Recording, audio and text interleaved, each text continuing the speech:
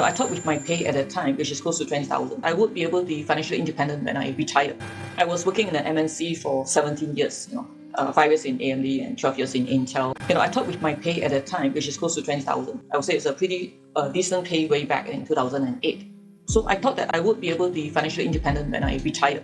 What do you think? 20,000 pay, right? So however, when I work out my financial plan, I was shocked that it's actually not enough. Some of you may think that, oh, am I a high spender? I'm not. Why is it not sufficient? It's mainly because of inflation. Inflation is about 5 to 6%. Yeah, what we feel, right? Not what we look at the government figure, which is 3 to 4%. Yeah, which is on a more restrictive type of goods and services. With a 6% inflation, if you calculate that, it's really not enough to retire financially free.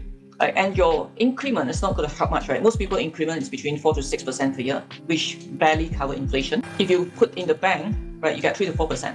It's also not able to cover inflation. So how is your money going to grow?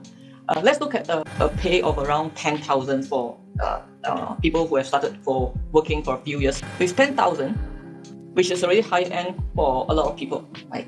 If you minus the EPF and income tax, that leaves you with slightly less than 8,000 ringgit. Then you have to imagine you need to pay for your car. If you go for like 9 years installment for a decent car like 100k, that will be around 1,000 odd. That depends on how many years of installment scheme you go for. Then if you want to buy a house, or not buy a house yet, rent a condo, right? That may take you about 2,005. That's already 3,005.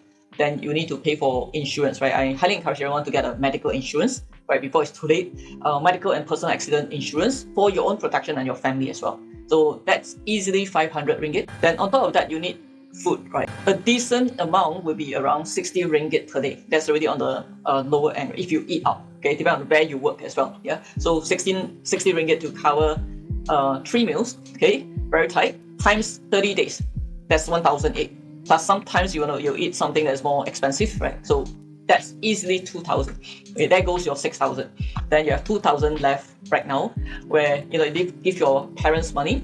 And depends on whether you have kids, right? Yeah, or siblings that you need to take care of. Some entertainment, some decent travel, clothing, right? Some books, some accessory that you want to buy, and a lot of people spend on handphone, right? So there's basically nothing much left to save up as well. So how are you going to grow your money? So what can you do then, right? Knowing that it's very important to invest so that you can grow your money. If you invest in the stock market, you can get around decent 20% per year and average over 10 years if you learn how to do it properly, right? We're not talking about active trading, right? Investing in strong fundamentals company. So at least that can help you to grow your wealth. But if you do not do that, then it's going to be tight every year, especially with the cost of goods and services going up every year due to inflation.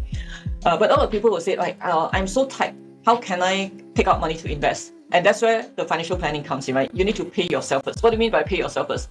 Means put aside money that you want to save for investment first before you spend it.